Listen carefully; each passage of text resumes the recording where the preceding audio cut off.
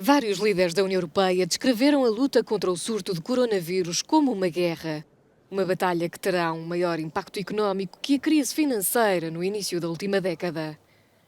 Mas como é que se vence uma guerra económica? Do ponto de vista do consumidor, existe apenas uma forma. Numa economia de guerra, temos de entender que é preciso parar de pensar de forma individualista. Há que agrupar consumidores, empresas, instituições e organizações de consumidores. E organizações dos consumidores podem transformar-se numa plataforma para relançar uma economia que deve pensar de uma maneira diferente no futuro. Há que pensar no futuro agora, para relançar a economia de forma coletiva.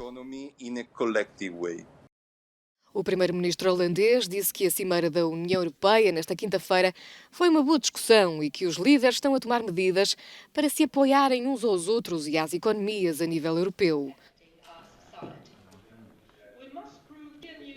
Mas os 9 países que pretendem que a União Europeia adote os chamados Corona Bonds não partilham da opinião de Mark Rutte, que disse que a União Europeia deve investigar países como a Espanha, que afirmam não ter orçamento para lidar com esta crise, apesar da zona euro ter crescido durante 7 anos consecutivos. O primeiro-ministro português classificou a sugestão do ministro das Finanças da Holanda como repugnante. Ninguém está disponível para voltar a ouvir ministros das Finanças holandeses como aqueles que já ouvimos em 2008, 2009, 2010 e anos consecutivos.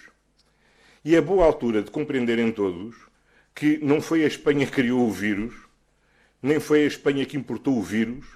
O vírus, infelizmente, atingiu-nos a todos por igual.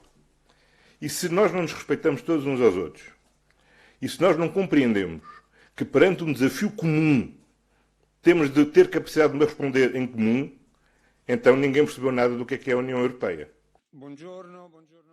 O presidente do Parlamento Europeu apela à solidariedade de todos os Estados-membros para com os mais afetados pelo surto. Em contraste com o egoísmo que alguns países e alguns governos estão a demonstrar, talvez sem estarem conscientes do perigo nem a perceber-se das consequências disto para as nossas sociedades, percebemos que não podemos sair desta crise sozinhos. No entanto, todos os líderes elogiaram a decisão do Banco Central Europeu de comprar sem limite títulos da dívida pública de países da zona euro para impedir o pagamento de altos juros nos mercados financeiros.